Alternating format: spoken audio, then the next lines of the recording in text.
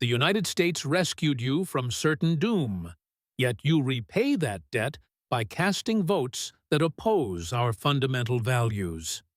These words slice through the air of the Fox News town hall studio with the finality of a court sentence. Vice President J.D. Vance rested in his seat, his demeanor relaxed, with arms draped casually over the chair. However, his Ohio intonation carried a distinct gravity, a blunt honesty born of the working class. This was the kid from Middletown who had transcended a legacy of poverty through the Marine Corps, through hard labor, and by constructing a tangible life. Now serving as Vice President of the United States, he sat opposite Congresswoman Ilhan Omar. Her designer hijab was flawlessly styled, yet her media-polished smile was already waning, her body language shifting to defense before the true conflict had even begun. She was woefully unprepared for what was coming. Brett Baer, the moderator for Fox News, was positioned between them at his anchor desk.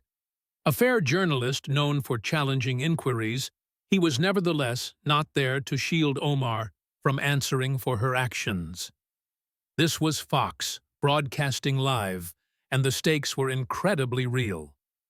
Three specific groups filled the studio audience, defining the room's atmosphere.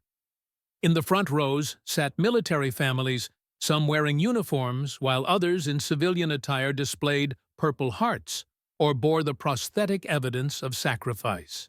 Behind them were the survivors and relatives of 9/11 victims, many clutching photographs of the loved ones they lost on that tragic morning. In the rear sat Somali-American immigrants who had entered legally and cherished the nation that had embraced them. They all watched and waited, focused on the town hall titled Immigration and American Ideals. The segment ran for 90 minutes without commercial interruption, cameras capturing every second live for millions of viewers nationwide. Vance leaned in just a fraction, his voice remaining steady, with a composure learned from tending to casualties under fire. It was the sort of quietude that is more threatening than shouting, because it signals absolute command of the situation. Congresswoman Omar, allow me to recount your personal history for everyone present. The true version of events. He spoke without consulting notes, having studied the facts until he knew them by heart. In 1991, Somalia disintegrated into civil conflict, with militias targeting civilians in the streets based on tribal allegiances. Your family fled the country because remaining there would have resulted in certain death. You were 9 years old at the time, certainly old enough to recall the brutality and the terror. Omar adjusted her position in the chair, realizing where this narrative was heading and disliking the direction. Your relatives escaped across the border to Kenya, spending 4 years in a refugee camp living in tents.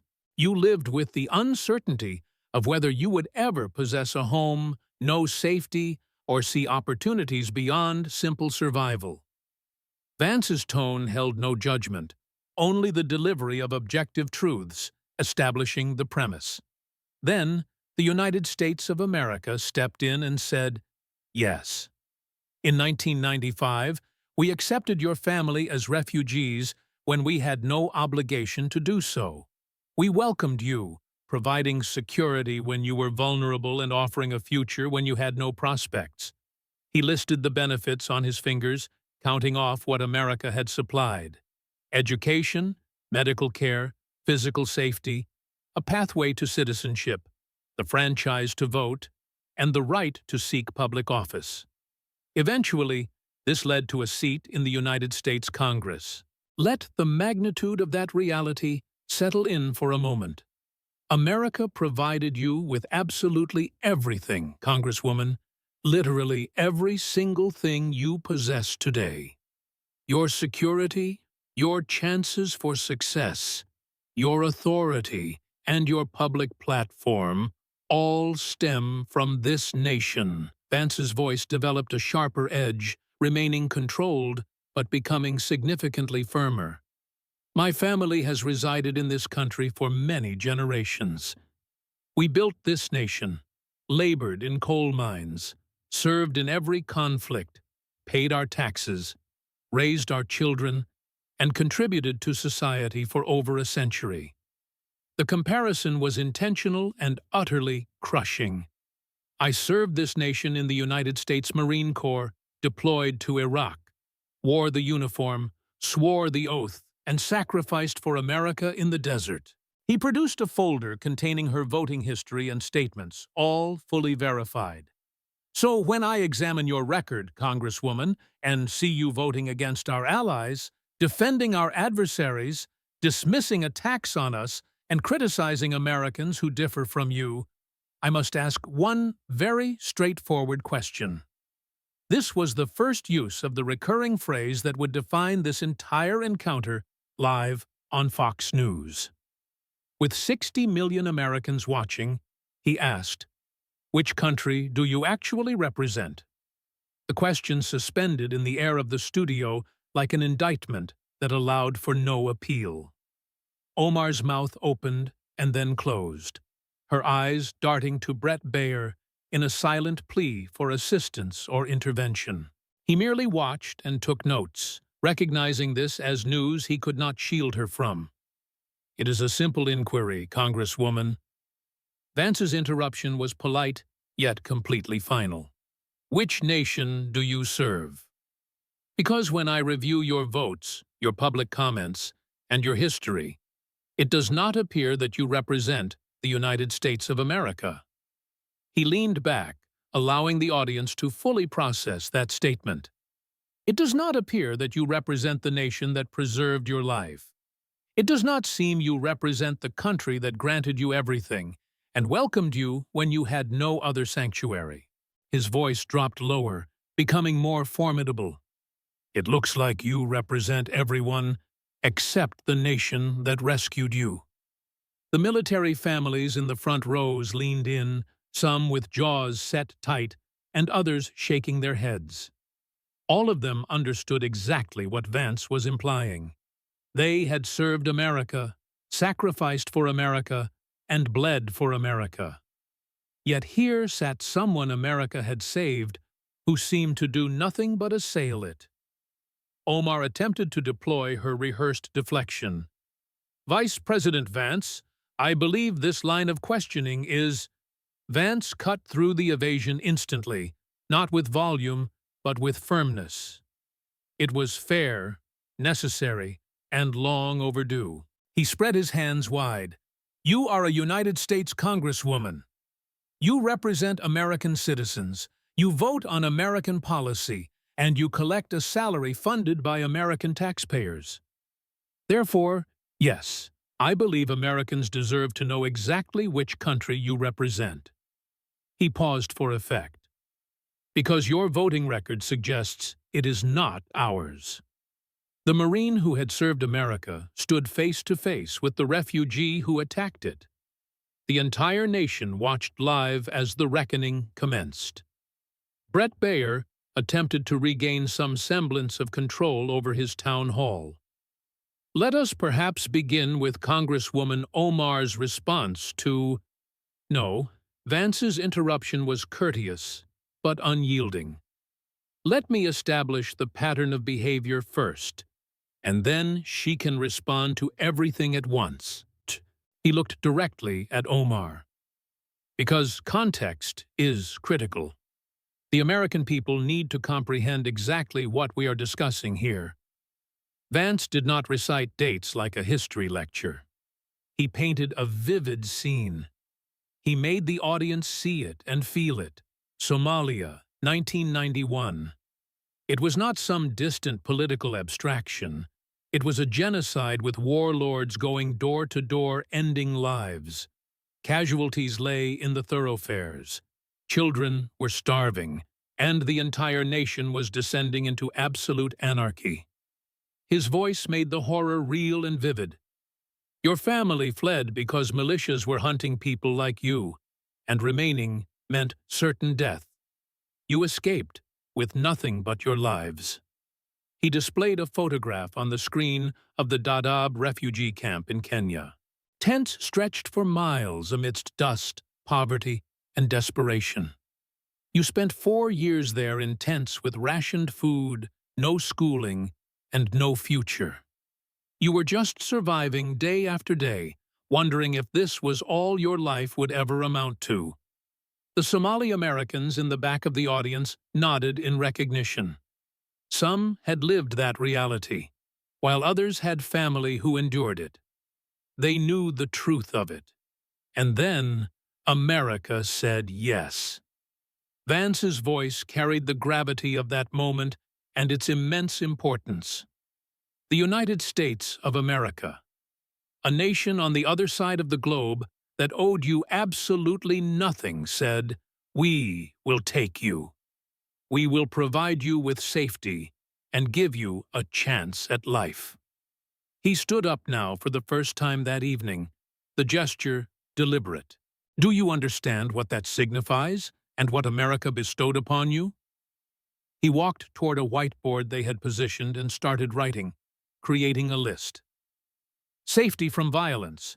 You could walk down the street without fearing militias or worrying about being killed. He wrote it down. Free education. You attended school, good schools, had teachers who cared, and had opportunities you could never have imagined in Somalia or that refugee camp. He added it to the list. Health care, food, clean water, electricity, all the things Americans take for granted that you did not possess. He continued writing, a path to citizenship. America stated, you could become one of us, with full rights, full participation, and full belonging. The list continued to expand. Right to vote, right to run for office, right to criticize the government without being thrown in prison or executed. These are rights that simply do not exist in Somalia. He set down the marker and stepped back, letting the audience view the complete list. And eventually, a seat in the United States Congress. You became one of 435 people who craft laws for 330 million Americans. It is one of the most powerful positions in our government. Vance turned to face Omar directly.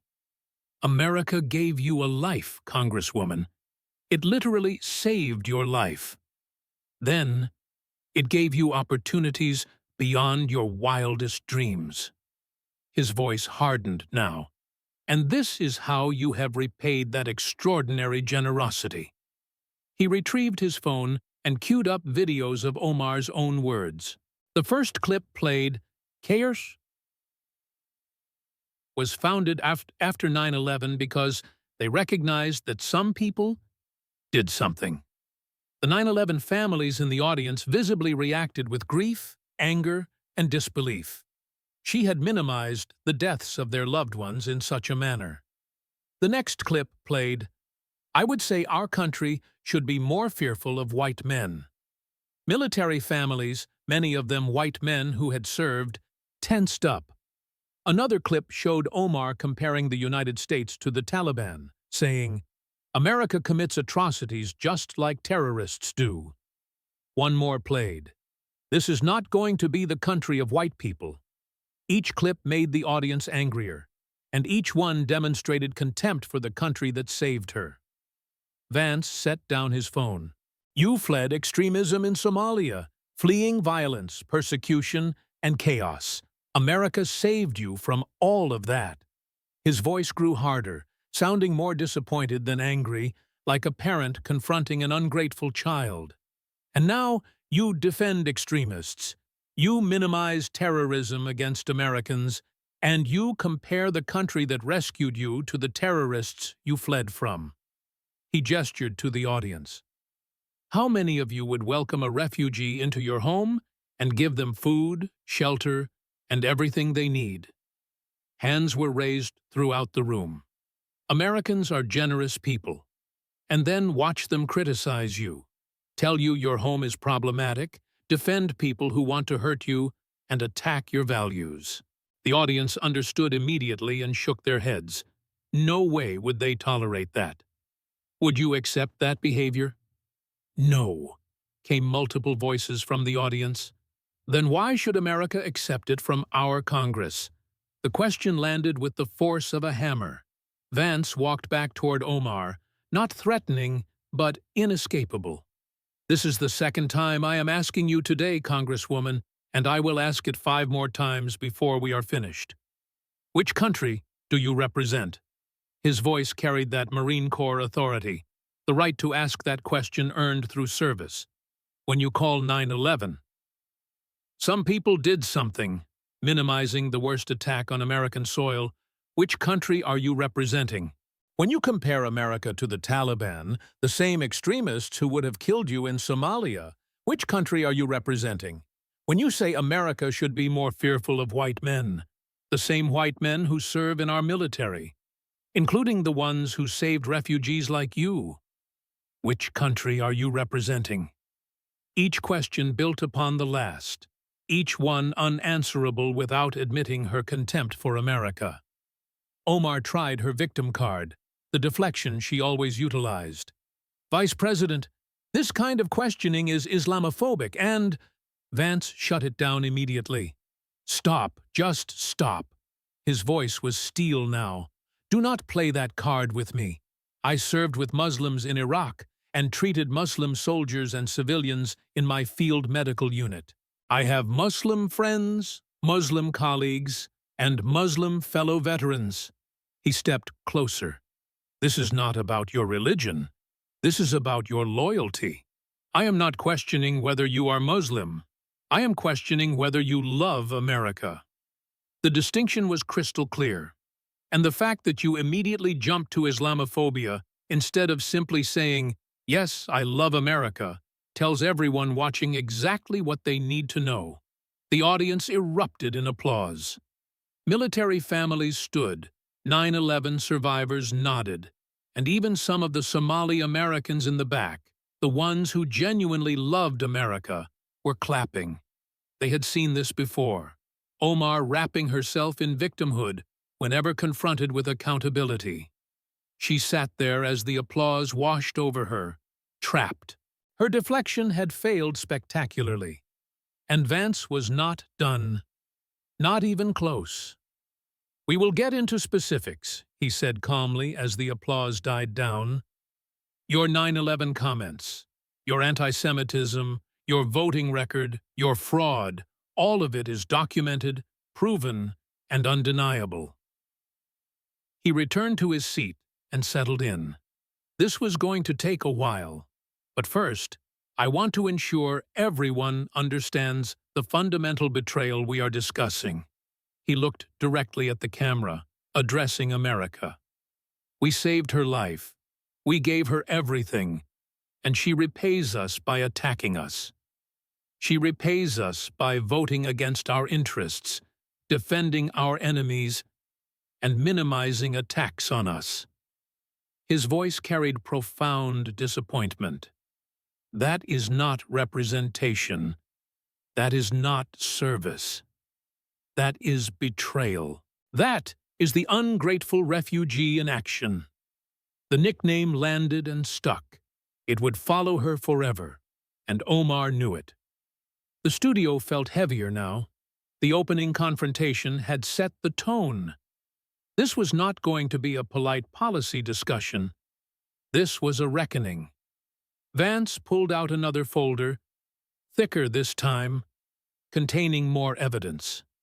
Omar visibly tensed. Let us talk about September 11th, 2001. His voice went very quiet. A dangerous quiet. The 9/11 families in the audience sat up straighter. This was their moment. Their pain and their lost loved ones were about to be honored, while Omar's minimization of their deaths was about to be exposed. Congresswoman, you gave a speech in March 2019 at a CARE fundraising event, and you said something that Americans will never, ever forget. Vance played the clip. Omar's own voice filled the studio, casual, dismissive, almost flippant. CARE was founded after 9/11 because they recognized that some people did something and that all of us were starting to lose access to our civil liberties. The clip ended in silence. Vance repeated the key phrase slowly, letting each word hit like a physical blow. People did something. He looked at the 9/11 families, at the photos they held, and at their grief still visible after over 20 years. 3,000 Americans died on September 11, 2001. His voice carried the weight of every single one. Fathers who kissed their children goodbye that morning, thinking it was just another day at work. Mothers who took the subway to the Twin Towers, never knowing they would never come home.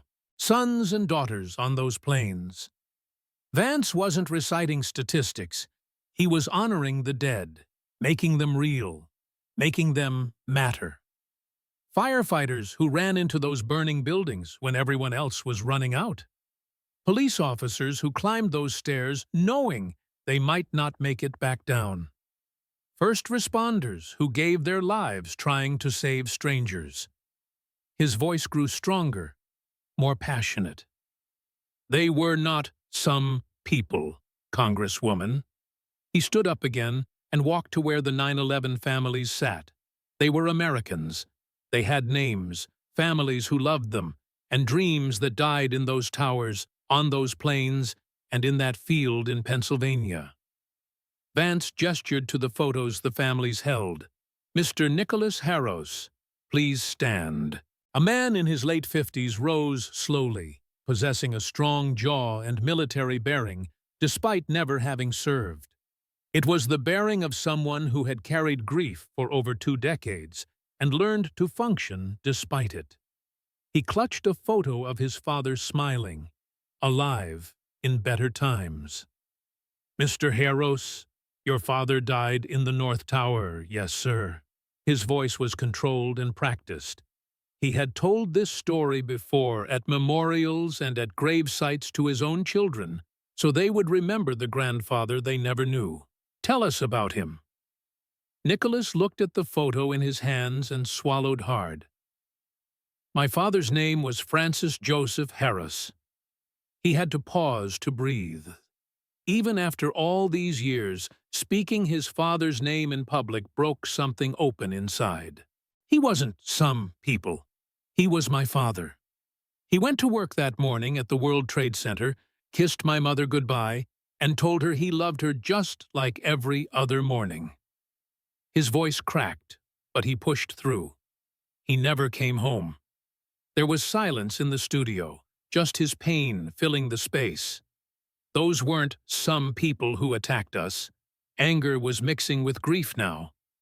They were Al-Qaeda terrorists, Islamic extremists who wanted to kill as many Americans as possible.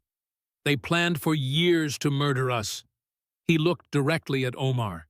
And it wasn't something, it was mass murder. It was the worst terror attack on American soil.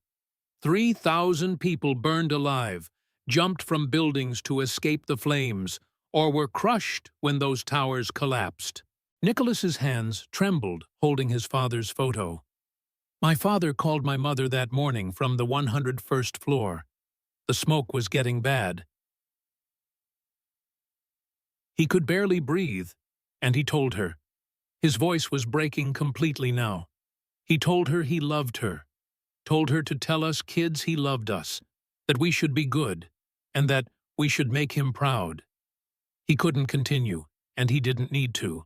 Everyone knew how that call ended. And you. He pointed at Omar, accusation, grief, and rage all mixed together. You call his death, some people did something, like a car accident, like spilled coffee, like it was just something. His voice rose, despite trying to control it. Look at him. He held up the photo higher, forcing Omar to see. Look at my father. He wasn't some people, he was a man, an American, your constituent. The studio felt his pain, his fury, and his profound betrayal that a United States Congresswoman could minimize his father's murder like that. Vance let the testimony breathe, let it sink into everyone watching. Then he called another witness, Miss Amanda Davis. A woman in her mid-40s stood, dressed in professional clothes, her eyes red from crying. Some wounds never fully heal. Your brother died on United Flight 175, yes. Soft voice, but determined. Tell us about him. Amanda pulled out her phone and showed a photo of a young man in his late 20s with a big smile, full of life. Mark Davis was my little brother, 29 years old, a hockey scout for the LA Kings. He was on that flight from Boston to LA for work, doing what he loved. She had to pause to collect herself. After the hijacking started, he called our mother and told her what was happening. He said that men with box cutters had taken over the plane and that they were flying erratically. Tears flowed now, but she kept going. He told her he loved her, loved all of us, and that, if he didn't make it, she couldn't finish that sentence. Then Islamic terrorists flew that plane into the South Tower. My brother was murdered, along with everyone else on that flight and thousands in the building. Amanda looked at Omar with a mixture of pain and anger that cut to the bone. He wasn't killed by some people. He was murdered by terrorists who hated America. They wanted to destroy us and celebrated our pain. She stepped closer to where Omar sat. And you, who America saved from violence, who America rescued from danger, who America gave everything to, you minimize his death. You call it, some people did something.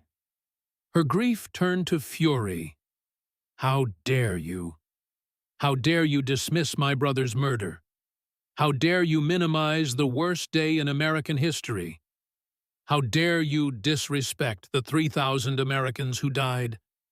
The pain in the studio was overwhelming, real, raw, and unhealed even after over 20 years. Vance addressed Omar directly, his voice quiet but carrying absolute contempt.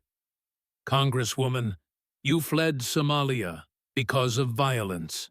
You fled because extremists were killing people based on ideology and clan affiliation, because terrorism destroyed your country. America saved you from that and gave you safety from the exact kind of extremism that killed these Americans. His voice grew harder and colder. And then, when Islamic extremists, the same ideology that destroyed your homeland, attack America, you minimize it. They attack the country that saved you and murder 3,000 of your constituents. He paused for devastating effect. You call it, some people did something. Let that sink in. If some people had done something in Mogadishu when you were 9 years old, you would be dead. Your family would be dead, killed by extremists doing something. The parallel was crushing. But when extremists attack America, kill 3,000 Americans, and destroy families like the Harros and Davis families, you minimize it. You dismiss it, treating their deaths like an inconvenience that led to discrimination against Muslims. This was the third usage of the devastating hook, even more powerful now after the testimony of grieving families. Which country do you represent, Congresswoman? Because when you minimize the worst attack on American soil, you show more sympathy for Muslims who face discrimination than for the 3,000 Americans who died. When you dismiss mass murder as something, Vance's contempt was absolute. You are not representing America. You are not representing Minnesota. You are representing the ideology that attacked us. Omar tried one more deflection, desperate now. I was trying to address the backlash against Muslim Americans after... Then you address it without minimizing the attacks. Vance's voice rose for the first time all night, real anger breaking through that marine calm. You can condemn discrimination against Muslims without calling 9/11. Some people did something. You can defend religious freedom without dismissing mass murder. He leaned forward, his voice dropping back to that dangerous quiet. Unless you don't actually think 9/11 was that serious. Unless you don't actually care about those 3,000 Americans. Unless you prioritize Muslim victimhood over American lives. He paused. In which case, the question stands. Which country do you represent? Omar sat there, trapped, unable to answer without confirming everything Vance accused her of. The 9/11 families watched and waited, their pain acknowledged, their loved ones honored, and their grief validated. Omar had nothing to say that wouldn't make it infinitely worse. The ungrateful refugee had just been confronted with the cost of her minimizing American deaths, and America was watching. Vance didn't let up. He didn't give her breathing room. The confrontation was building, getting worse for Omar with each passing minute. He pulled out another folder. Omar's eyes widened slightly. She knew what was in this one, too. Let us talk about your statements regarding Jewish Americans and the State of Israel. The Jewish families scattered throughout the audience leaned forward. They had been waiting for this, watching Omar attack their community for years. Finally, someone with authority was calling her out. Vance pulled out his phone again, queuing up tweets and statements, all documented and undeniable. The first tweet appeared on the screen. Israel has hypnotized the world. May Allah awaken the people and help them see the evil doings of Israel. He let it hang there. The next one, it's all about the Benjamin's baby, posted when discussing support for Israel. Another video clip played of Omar accusing American Jews of allegiance to a foreign country. More clips followed, showing Omar defending the BDS movement, comparing Israel to Nazi Germany, and using language about Jews that hadn't been socially acceptable since the 1930s. Each one was worse than the last. Vance laid down his phone, his voice carrying profound disappointment. You used language about Jews that Adolf Hitler would have recognized. You used language that the Nazis used, which led directly to the Holocaust. He wasn't exaggerating, he was just stating historical fact. Hypnotizing the world. That is the conspiracy theory that Jews secretly control everything, dating back centuries. That was used to justify pogroms, persecution, and murder. All about the Benjamins, the stereotype that Jews buy influence with money. Another ancient trope, another lie that led to violence. Allegiance to a foreign country, dual loyalty. The accusation that Jews cannot be trusted. That they aren't really Americans, Germans, or French. That they are secretly loyal to other Jews. This was used by Nazis, used by Stalin, and used by every anti-Semite in history. Vance's voice ate you harder. And you, who fled persecution in Somalia, who escaped from people killing others based on identity. You, who were saved by a country that protects religious freedom.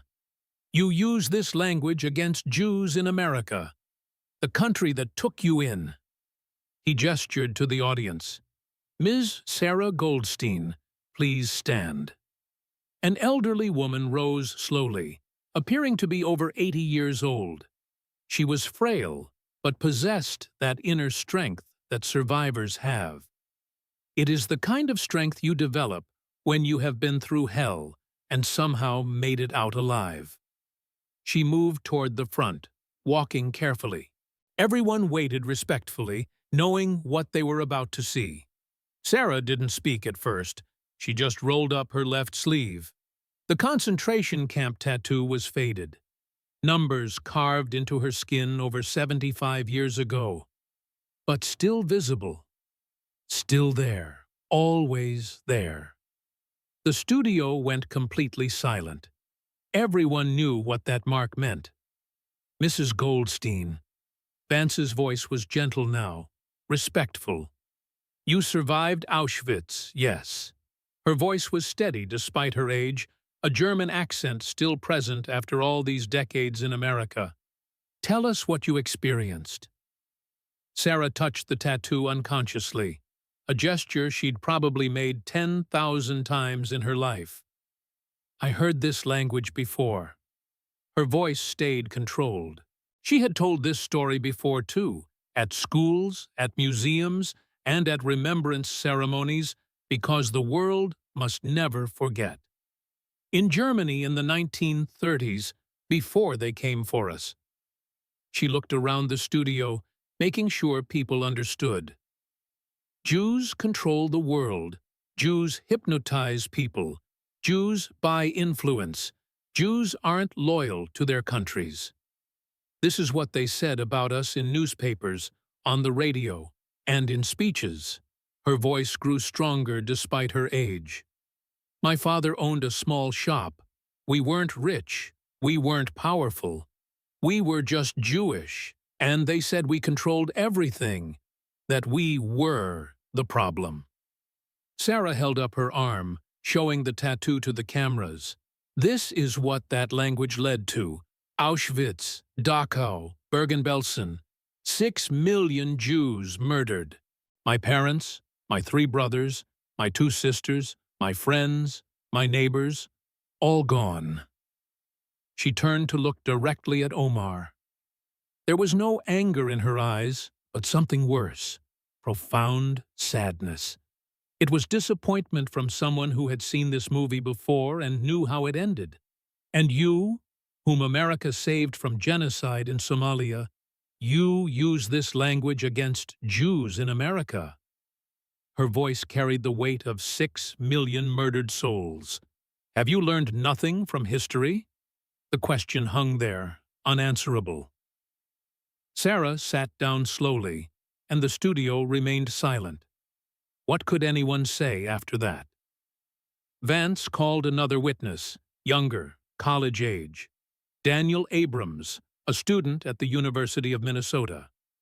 A young man stood, a yarmulke on his head, nervous but determined. Yes, sir. You are a constituent of Congresswoman Omar. Yes. Tell us what happened to you. Daniel pulled out his phone and showed a photo. A crude swastika was spray-painted on a door, and underneath, "It's all about the Benjamins. Get out." Someone put this on my dorm room door last year. They used her exact words, her rhetoric. His voice shook with controlled anger. I am 19 years old, and I have never even been to Israel. But someone thought it was okay to put a Nazi symbol on my door because a congresswoman made anti-Semitism acceptable again. He looked at Omar. You aren't just criticizing Israeli policy, you are legitimizing hatred of Jews. You are making it okay to attack us. You are giving permission to the people who want to hurt us. Daniel's voice broke slightly. My grandfather survived the Holocaust and came to America. He told me this was the one country where Jews would always be safe, where we'd never face persecution again, because we had freedom of religion here. His pain was visceral. And now I have a congresswoman using Hitler's language about my people in America. Vance let both testimonies sink in, then addressed Omar with barely controlled fury. You fled Somalia because of clan-based persecution, because people were killing others based on identity, because religious extremism and hatred destroyed your country. America gave you refuge from that. We gave you safety from persecution based on who you are, and freedom to practice your religion without fear. His voice grew colder. And then you persecute Jews with your rhetoric. You legitimize the exact kind of bigotry and hatred you fled from. You use language that led to the murder of 6 million people. He gestured to Mrs. Goldstein, sitting there with her tattoos still visible. She survived the camps, survived what that language leads to. And she had to sit here and listen to a United States Congresswoman in America use that same language against her people.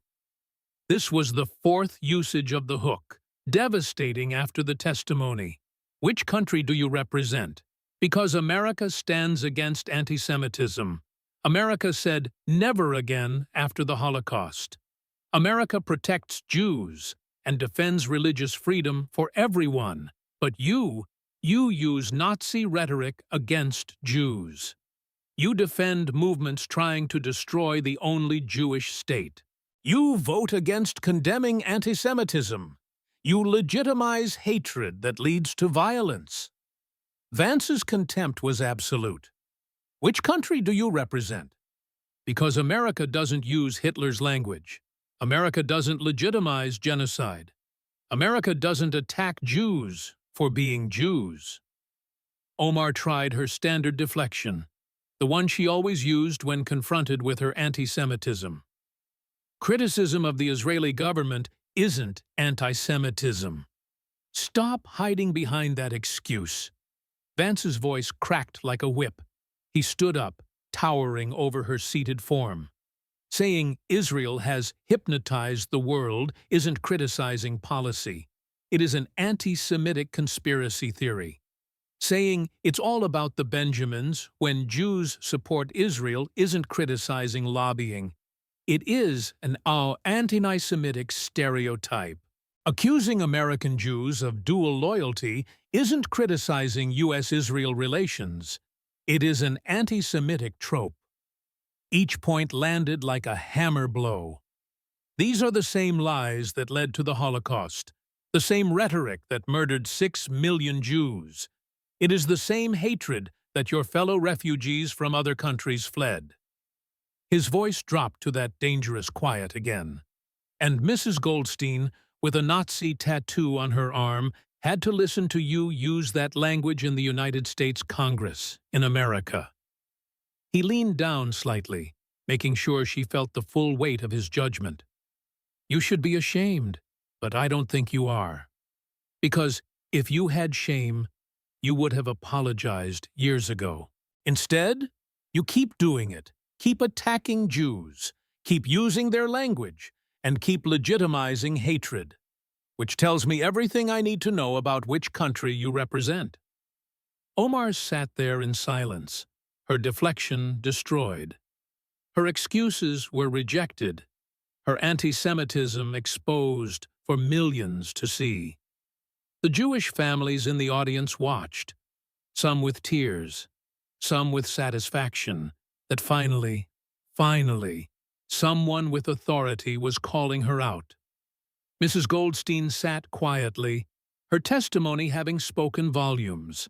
The tattoo on her arm was a permanent reminder of what that language leads to. And Omar had absolutely no defense that wouldn't make everything worse. The ungrateful refugee had just been exposed as someone who attacks the very people America protects. Vance pulled out the thickest folder yet. Omar actually flinched. This was going to be bad. Let us look at your voting record, Congresswoman, not as isolated incidents, but as a pattern. A consistent, undeniable pattern of voting against American interests. He opened the folder, revealing pages of voting records, documented, official, and undeniable. But Vance didn't just list the votes.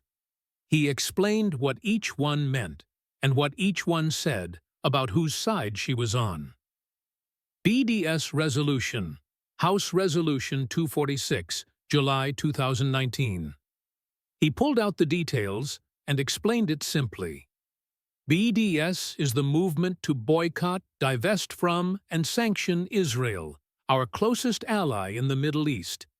It is the only democracy in the region under constant attack from terrorists who want to destroy it. Congress voted to condemn BDS, to say we stand with our ally, and to oppose economic warfare against a democracy. Vance held up the vote tally. 398 members voted yes, 17 voted no. Let that sink in. 398 versus 17. You were one of the 17. He looked at her not with anger, but with profound disappointment. Not a policy disagreement, but a choice. You chose to side with those trying to destroy our ally rather than stand with America's interests. Next vote, Iran sanctions, House Joint Resolution 31, May 2019. He explained what it was. Iran is the world's largest state sponsor of terrorism. They fund Hezbollah, Hamas, and Islamic Jihad. They chant "Death to America" at government rallies and are building nuclear weapons. Congress voted to maintain sanctions to prevent them from funding more terrorism and to protect American interests in the region. You voted no. His voice grew harder. You voted to help a country that wants to destroy us. You voted to help a country that funds terrorists who kill Americans and openly calls for our destruction. Why? The question hung there. No good answer existed. Another vote. Iron Dome funding.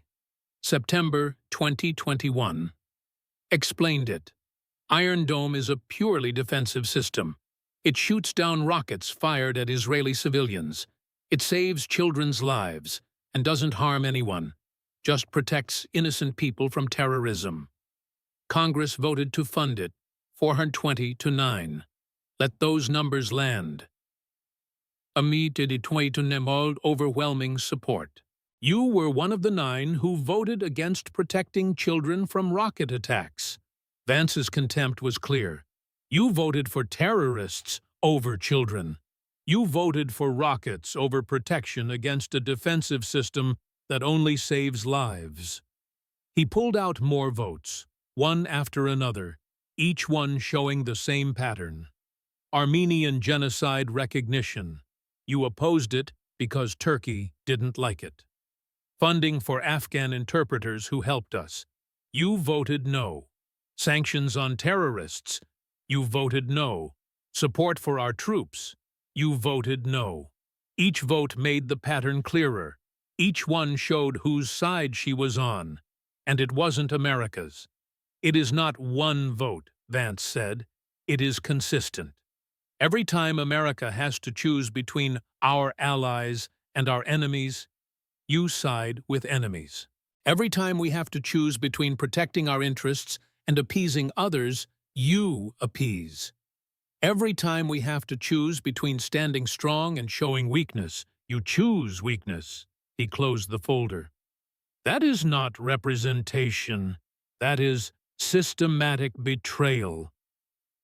He called a witness from the audience. Colonel Michael Calhoun stood, wearing an army uniform with a prosthetic leg clearly visible. Combat medals were on his chest. This was real service and real sacrifice. Colonel, you lost your leg in Iraq, yes, sir. IED in Fallujah, 2007. What did you sacrifice for America? The colonel's voice was firm, with no self-pity, just facts. Lost my leg below the knee, spent 2 years in rehab. Lost 3 friends in that same attack. I carry shrapnel in my back for the rest of my life. He looked at Omar. I bled for this country, and friends died for it. We sacrificed everything to protect America and our allies. His voice grew harder. And she votes to defund them, to help our enemies, and to weaken our security after American soldiers paid in blood. The colonel's anger was righteous and earned. What did she sacrifice for America? What did she give? What did she risk? He gestured at his prosthetic. I gave my leg. What did she give? Nothing. She takes and takes. Our generosity, our opportunities, our protection. And she gives nothing back except votes against our interests. The colonel sat down, his testimony devastating in its simplicity. Vance addressed Omar directly. 5th usage of the hook. Which country do you represent, Congresswoman? Because your voting record answers that question clearly. Not America, not Minnesota, but someone else. He ticked off on his fingers. You vote against our allies and for our enemies. You vote against our security and for those who threaten us. You vote against American soldiers and for terrorists who kill them. That is not a representative. That is someone working for the other side. His voice dropped to that dangerous quiet. Colonel Calhoun lost his leg defending America. You vote against everything he fought for. He sacrificed everything. You sacrifice nothing and vote against those who do. So I am asking you directly, which country do you represent? Because it is sure as hell not the United States of America. Omar tried to respond, starting to talk about nuanced foreign policy and complex geopolitical situations.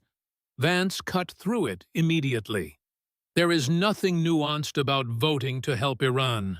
There is nothing complex about opposing funding for Iron Dome. There is nothing geopolitical about systematically voting against American interests. It is simple. You side with our enemies consistently, repeatedly, and undeniably, which tells everyone exactly which country you represent, and it is not ours. The evidence was overwhelming, the pattern undeniable, the betrayal systematic, and Omar had no explanation that made any sense. Vance pulled out yet another folder, smaller than the others, but potentially the most damaging.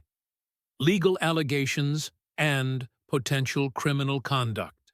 Let us talk about your marriages, Congresswoman, and the serious allegations of immigration fraud.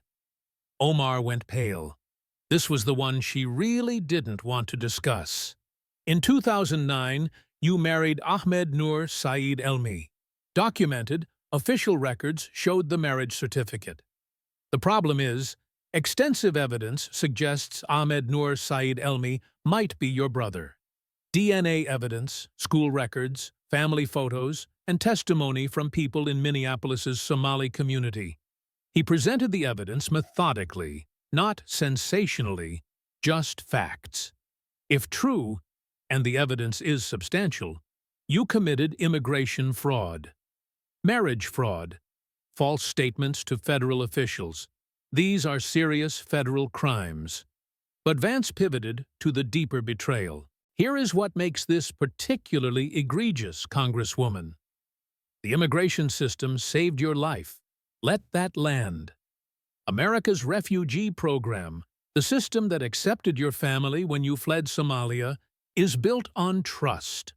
We trust that people applying for refugee status are telling the truth. We trust that marriage applications are genuine and that documentation is accurate. Because if people abuse the system, if they commit fraud, it makes it harder for real refugees who desperately need help. His voice grew harder. And according to substantial evidence, you abused that system.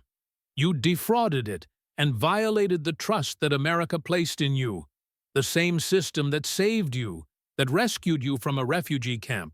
You potentially committed fraud against it. He pulled out more evidence, not just about the alleged marriage fraud. Campaign finance violations, confirmed by Minnesota's Campaign Finance Board.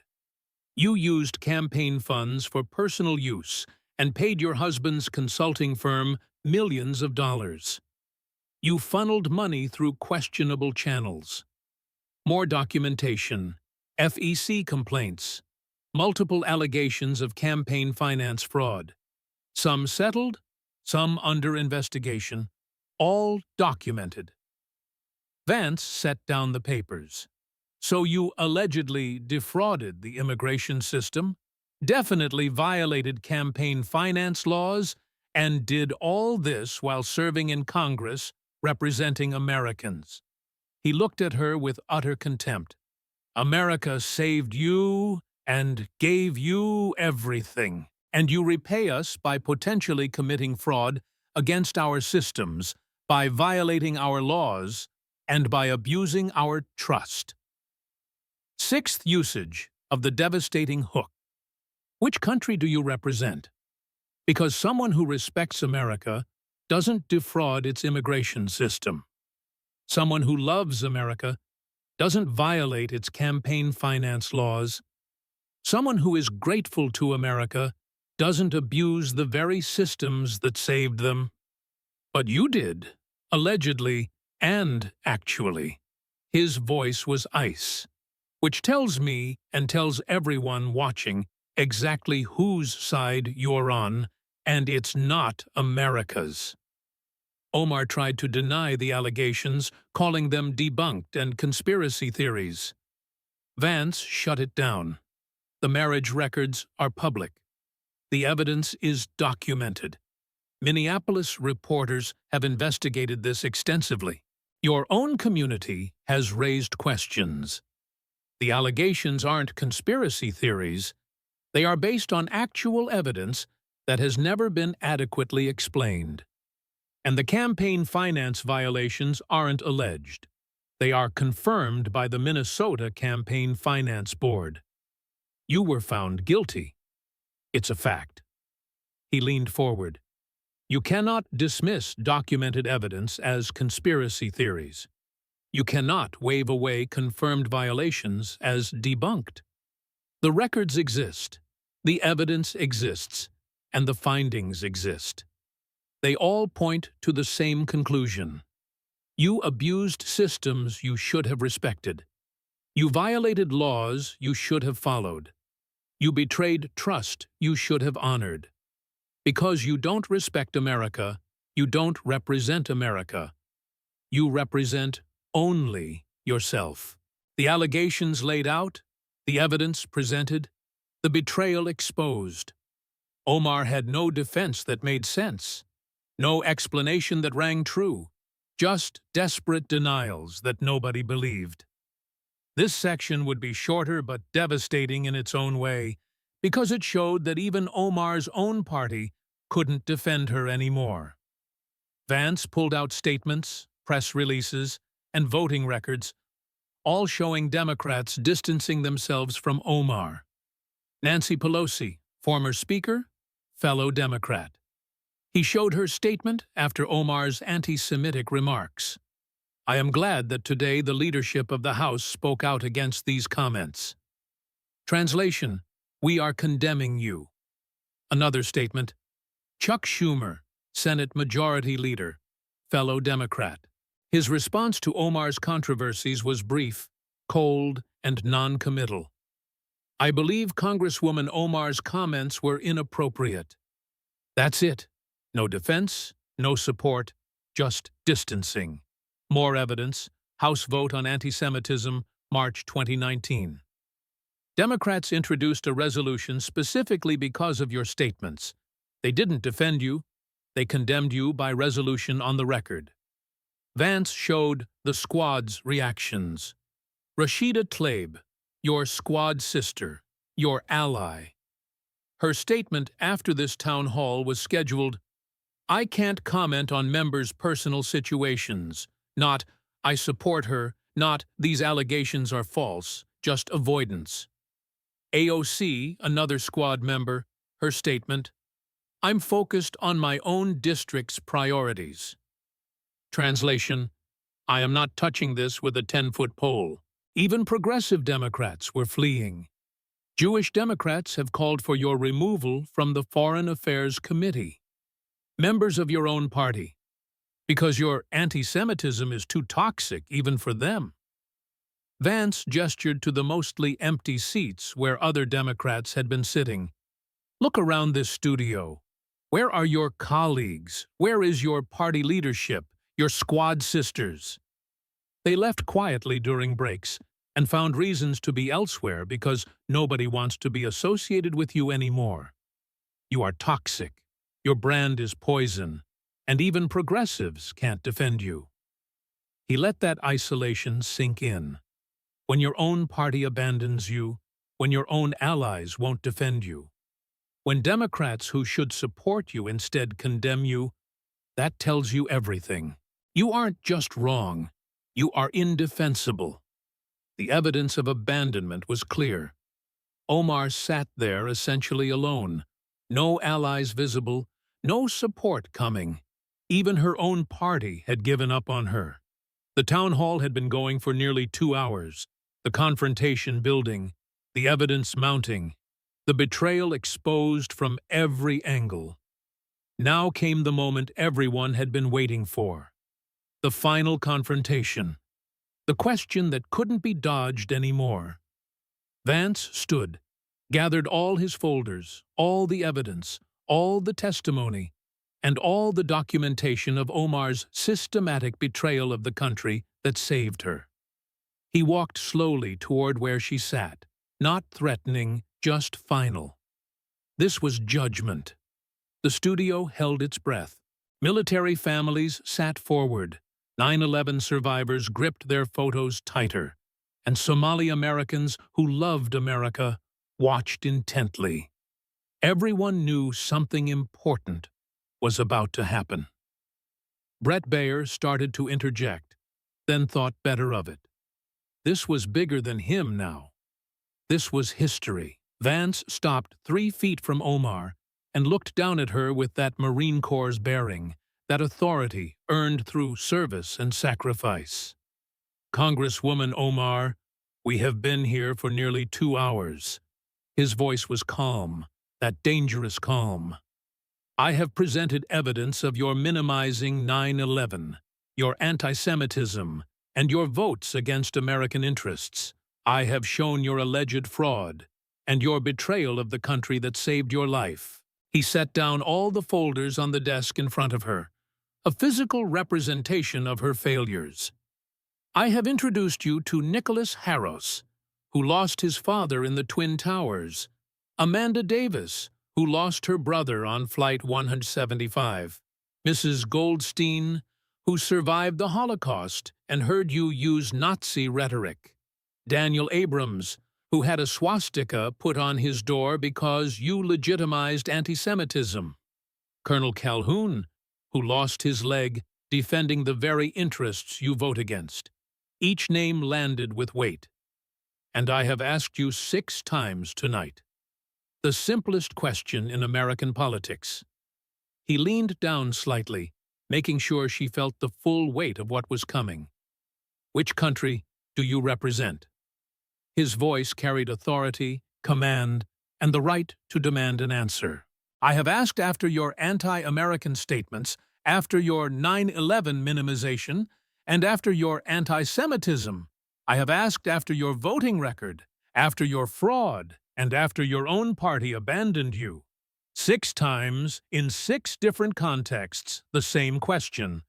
And 6 times you have dodged, deflected, played victim, blamed Islamophobia, and changed the subject." Vance straightened and crossed his arms in that Marine stance. "But America deserves an answer. The families who lost loved ones on 9/11 deserve an answer. The Jews you attacked deserve an answer. The soldiers who sacrificed deserve an answer." His voice grew stronger. "My family has been in this country for generations. We built this nation, worked in coal mines, served in wars, paid taxes, raised families, and contributed to America for over 100 years. I served this country in uniform, deployed to Iraq, wore the flag on my shoulder, took the oath to protect and defend, and bled for this nation in that desert." The contrast with Omar couldn't be clearer. "I represent Americans, working people, people who love this country, people who want it to be strong, safe, and prosperous. I can answer the question immediately and without hesitation. I represent the United States of America." He leaned down again. "Your turn. One last time, 7th time, final chance." His voice carried the weight of judgment. "Which country do you represent?" 10 seconds of silence. Omar's mouth opened, closed, opened again, and nothing came out. 15 seconds. She glanced at her notes as if the answer was written there somewhere. It wasn't, because there was no good answer. 20 seconds. She looked at Brett Baer, silently pleading for help, for intervention, for anything. He was watching, taking notes. This was news. He couldn't save her. 25 seconds. Someone in the audience coughed. The sound echoed in the dead silence, making it worse. 30 seconds. Camera zoomed tighter on Omar's face. Sweat was visible now. Makeup starting to fail, eyes blinking rapidly. Panic visible, despite trying to hide it. 35 seconds. A military wife in the front row shook her head slowly. Disappointed. Disgusted. That's all she needed to see. 40 seconds. Omar's lips moved, forming words she couldn't say. Any answer destroyed her. Say America, her record contradicted it. Say anything else, career over. Stay silent. Admission through omission. 45 seconds. She tried, voice barely a whisper. I represent my constituents. Are they Americans? Vance cut through immediately, not letting her dodge. Do you vote for American interests? Do you stand with America or against it? Yes or no? 5 more seconds of silence. Total now 50 seconds. The longest silence in television history. Live on national TV, 60 million watching, and she couldn't answer the simplest question. Which country do you represent? Omar opened her mouth one more time. Nothing came out. Just nothing. Vance didn't need to wait longer. The silence had answered. For the record, the Congresswoman declines to answer which country she represents. He stepped back, letting that verdict hang there. I think that tells America everything we need to know. He looked directly at the camera, at the nation. She can't say she represents America, because her record proves she doesn't. She won't say she represents somewhere else, because that ends her career. So she says nothing, which is the loudest answer of all. Vance picked up one folder. The voting record, every vote against our allies, for our enemies, against our security, and for those who threaten us. Another folder. The 9/11 evidence. Some people did something. 3,000 Americans reduced to footnote status. The anti-Semitism folder. Hitler's language against Jews in the United States Congress. The fraud folder. Alleged crimes against the systems that saved her life. He set them all down. You are not a representative, Congresswoman. You are the ungrateful refugee who takes everything America offers and gives nothing back except a tax, except contempt, except votes against our interests. His voice carried final judgment. You don't represent America. You never have.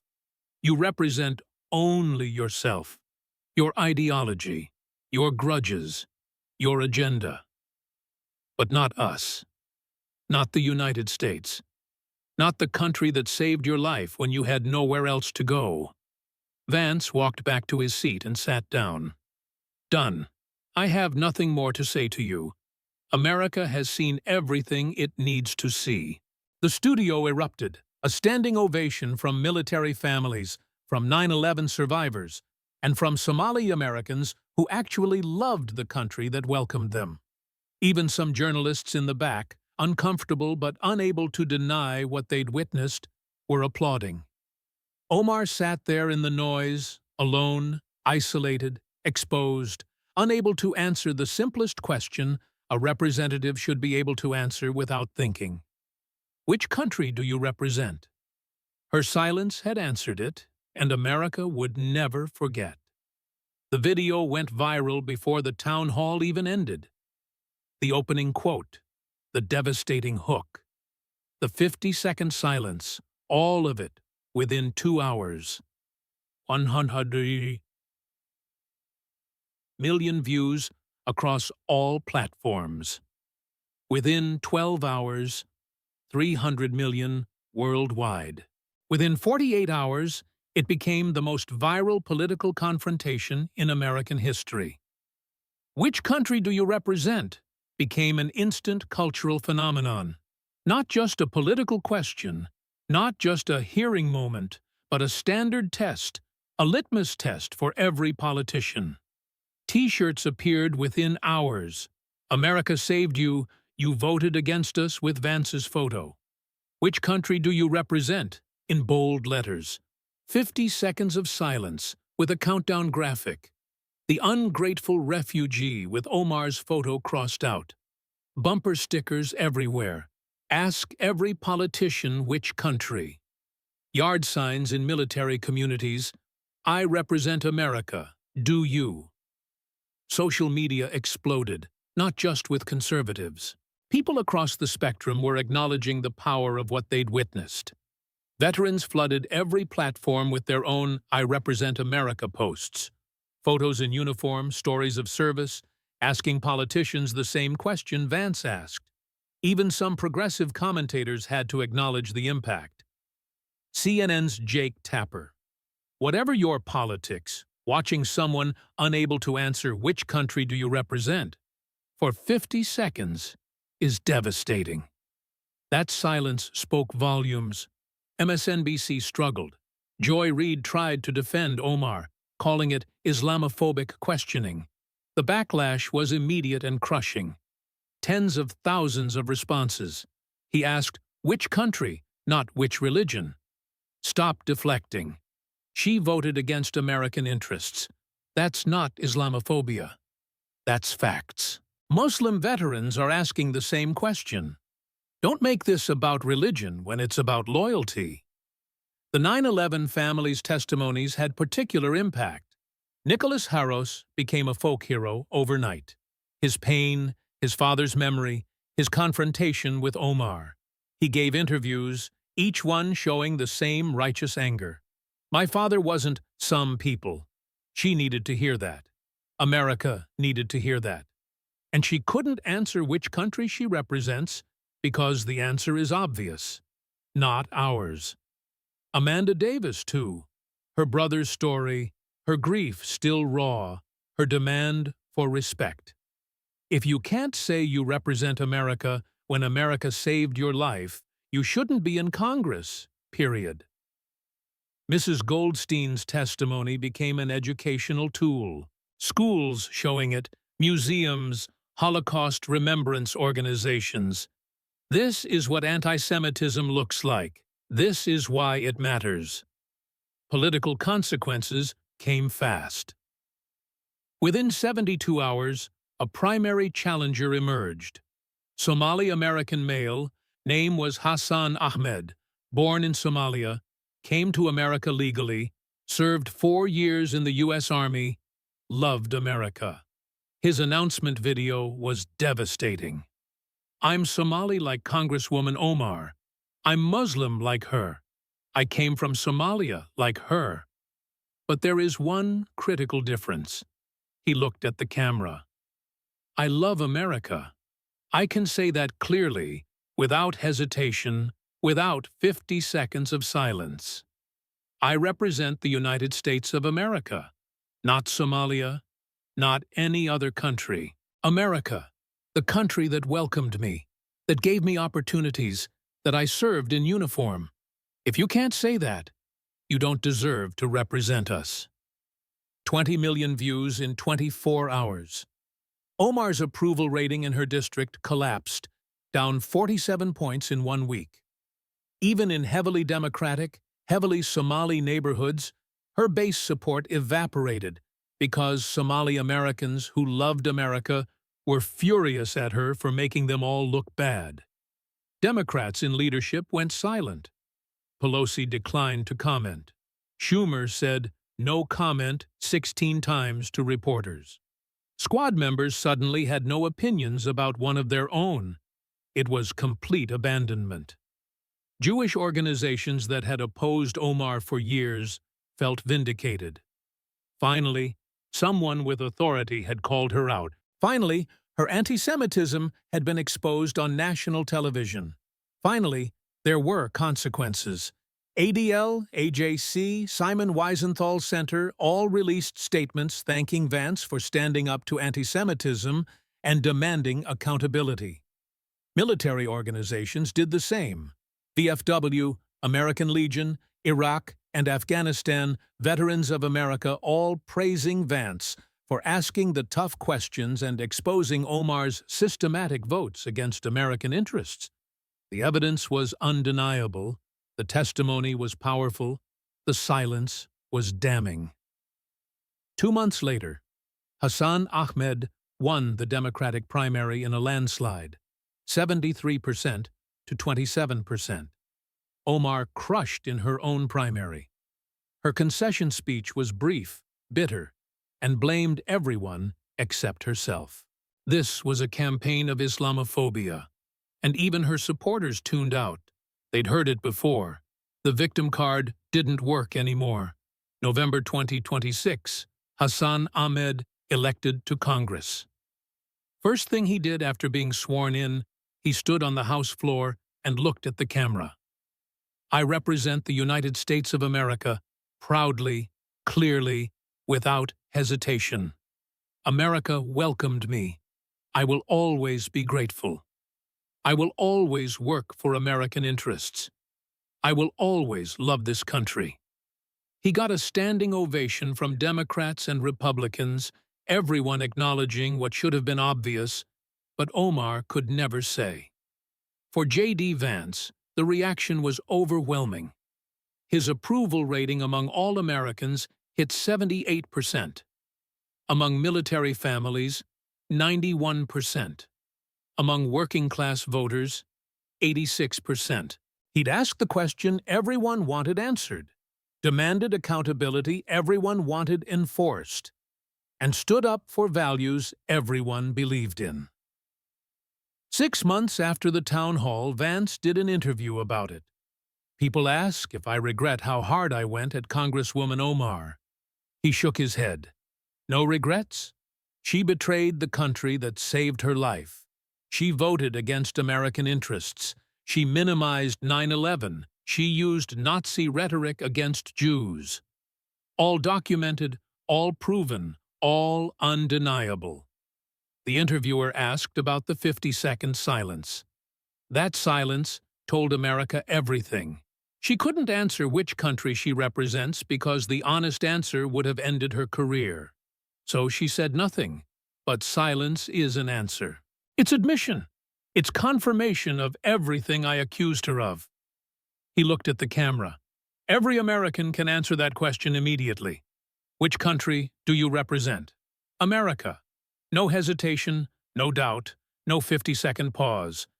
If you can't answer that question, you don't deserve to represent us.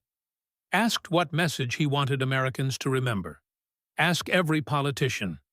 Which country do you represent? If they hesitate, if they deflect, if they make it complicated, they're not representing you. And real representatives can answer immediately because they actually represent America. Final words. We're a nation of immigrants. We welcome people from everywhere. But when we welcome you, when we give you opportunities, when we save your life, we expect gratitude. We expect loyalty. We expect you to love America, not just take from America. Love America. If you can't do that, you don't belong in our Congress. The working-class kid from Middletown had asked the question that needed asking. The ungrateful refugee had been exposed, and America had learned a valuable lesson. Representation requires loyalty. Service requires love. And if you can't say which country you represent, you don't deserve to represent any. 1 year after the town hall, Hassan Ahmed served in Congress with distinction. He voted for American interests, supported allies, opposed enemies, and did the job Omar should have done. When asked about his predecessor, he was diplomatic. She had opportunities I can only dream about. America gave her everything. She chose to attack instead of serve. Pause. I won't make that mistake. America welcomed me and gave me a future.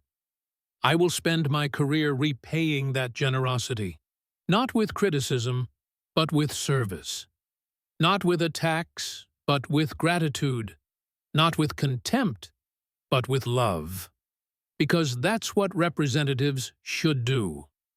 The "which country do you represent" but question became a permanent standard. Every candidate faced it. Every politician had to answer it. No deflection accepted. Some failed the test, couldn't answer clearly, and were voted out. Most passed, said America without hesitation, and proved their loyalty through votes and service. The ungrateful refugee became a cautionary tale, an example of what happens when you betray the country that saved you, when you take everything and give nothing back, when you attack instead of serve. Schools taught about the town hall, not as political theater, but as a civics lesson. This is what representation means. This is what loyalty requires. This is what Americans expect.